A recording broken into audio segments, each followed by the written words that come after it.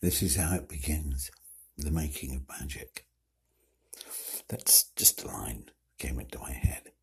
I had a dream, marvellous dream. It was quite simply a Harry Potter theatre musical, full of tremendous tricks and effects. I'd got there in my dream somehow. I really can't remember, although there was a lot that happened to bring me and my family, what remains of my family in real life and in my head. One of my little girls, my daughter's still at an age when magic, theatrical magic, just brings you along for the ride because you're ready to ride. So it was quite beautiful. Anyway, so I'm there with her, apparently, I found out later, wearing a cream suit. And I used to own a lightweight summer cream-coloured suit, so that was magical. And there I was with this remnant of my family. There were other adults there too who were vaguely familiar. I can't quite remember them. I know one was my dead grandmother, my maternal grandmother. Not dead in the dream. I rarely walk with the dead in dreams, just myself being the dead one, of course. But, oh, the beauty of this show, it started in a sort of thrust stage, but a thrust amphitheatre stage, and so that it was 3/4 in the round, and sometimes it wasn't. It was, it's a dream. You can change even the theatre you're in as you're in it. Or it can change itself. Who knows? In dreams, all is wonderful. Harry introduced the show as they introduced the magic and mastery of puppetry and lights and sound and flying wires and all those things. And Harry's great trick was to be in and out of the play, both as actor or whatever. I was amazed at this young man. He must have been in his 20s or so, certainly old enough to be sensible enough, but he was small and could both carry that cute sensibility that the Potter character must have. And he introduced the show to us. He said this, something to the effect of, this is a world of magic, and I've always loved it. My friends accused me of going pottery years ago, and it's a nice line. Even in dreams, apparently, I can write nice lines now and then. Although somebody else wrote this one, of course. I didn't get to meet the author. The show went on then from Harry's introduction, half talking to himself, half talking to a friend, half talking, of course, to the audience. Don't we love monologues? You can do such magic with them. And then somebody, I think, called him to account. Potter, what are you doing? Probably Snape or some such. Very few of the other human characters were in this dream show of mine. There were giants, smoky and substantial, but really there and massive. One of them smoking the most evil roll-up cigarette you've ever seen in your life. No, I don't mean a giant. It was like a real tobacco-ridden, tar-drenched roll-up that he magically smoked. He was insubstantial, big, floating giant, mostly shoulders and head, but the fag was real, and he just continued to smoke it. It was only about 2-3 inches long. Brilliant effect. And there were so many other things, as I say. Almost like In Execution, this play was, like Jesus Christ Superstar. Little bits and pieces and tricks and show-offy effects. Individuals would come and do their bit and move on, and the story just didn't exist as far as I can tell. It was all just tricks, and the audience, the kids, and I was just a big kid with them, loved it. At some point, my little girl went away. They all do, you know that, right? And I'm sure all of mine will, and I will be hopefully not estranged from even these last who are left. But she did disappear with the other insubstantial leftover adults in my family, and I never saw her again, for the tricks kept coming, and the amazing show that was this Harry Potter More Than a Musical. That's a good title, isn't it? It just happened.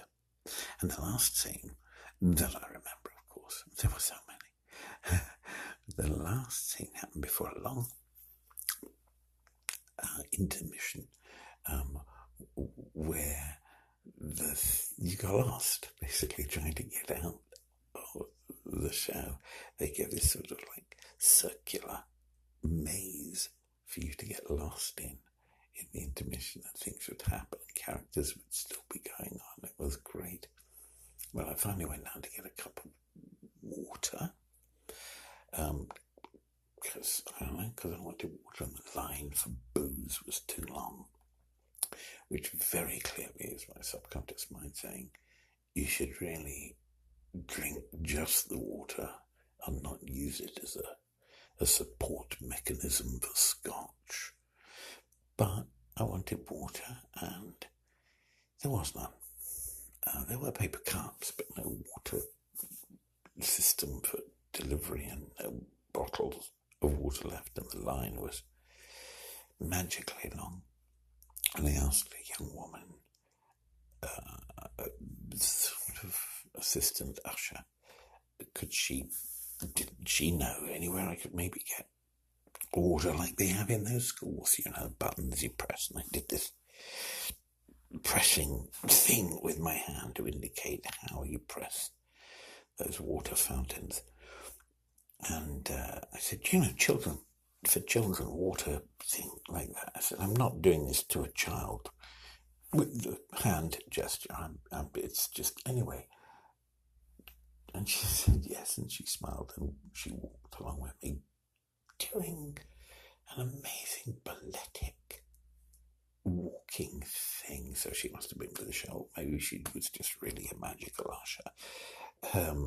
She wore about a knee-length skirt and top, but sort of like Usher in an old-style movie, in a movie house or movie theatre, and but her legs were so muscled, and she was able to walk on her toes and yet talk with me quite normally, and sometimes she would just float, or perhaps it just seemed that she could float, or maybe she was magic, and we walked up and round this strange maze until we came to, the show was beginning, and we'd come to the very top of the auditorium, and she asked her boss, a short, tubby, and really unattractive man, it actually looked a lot like me now I think about it, said to her, there isn't any water fountain, and he went away. And he was such a git that suddenly my magical childishness and enjoyment of being in the audience for this show went away, and she was distressed. I said, that's okay. And around me were other ushers sneering that I would expect there to be free water fountains to slake my thirst. And I said, you're also very, very kind, almost as kind as you are, as attractive and intellectually able, or something nasty like that, as I do. And then I leapt over the balcony, as you do in dreams, and resting a finger on the edge of the balcony and the wall, floated down to my place for the show to begin. Yep, apparently I can do magic too. And then there was a character who gave me hot crystals in my sweaty palm. And he said, "Are you ready?" And I said, "Yes." And he said, "Throw these at that character." Some nasty creature was doing something awful. And he said, "Now." And my whoever it was, I threw my crystals, and as they arced through the air, they lit, and there were others around me who had been used as shills in this crowd. Oh, it was wonderful. And awful creatures came. One grinning and malevolent, had a dragon's cock in his mouth, or so it was described by another character. These were demons. Demons were appearing. But before they did, there was the present man. He said, "I'm here, I am present." And he started giving out gifts. Goodie bags, envelopes with certificates and little things and magical presents in them. And it just continued. His clothes disappeared and became gifts. He took his face off at one point, and in it were many presents, and lo, he had another face there, smiling and good. And it was tremendous. You can imagine, was besieged by the kids in the audience. Even I held out my hand for a present, and I got a cup of coffee. Yeah, not water. But hey, coffee's got water in it. And I got the crystals in my other hand, with which to join in the attack on the demons. And then I realized my little girl had gone, disappeared. Magic, isn't it? Magic, the way they grow and disappear. And I was alone. All alone. No family, no friends around me, just me in this magical world that my brain was creating around me, but just took me along for the ride. And there were demons all around me now, and all around and through the audience. And then, dear reader, dear listener, I woke up. It wasn't even a nightmare. It was wonderful. I enjoyed myself tremendously. And I wanted to write that play. I wanted to write it. So I got up, despite it was like, 4:50 a.m. And I'd only been asleep for 4 hours and 50 minutes. Because who needs sleep? You're never going to get it. As the Bare Naked Ladies once sang in a song. And that lovely phrase, you'll sleep when you're dead. To die, to sleep, no more.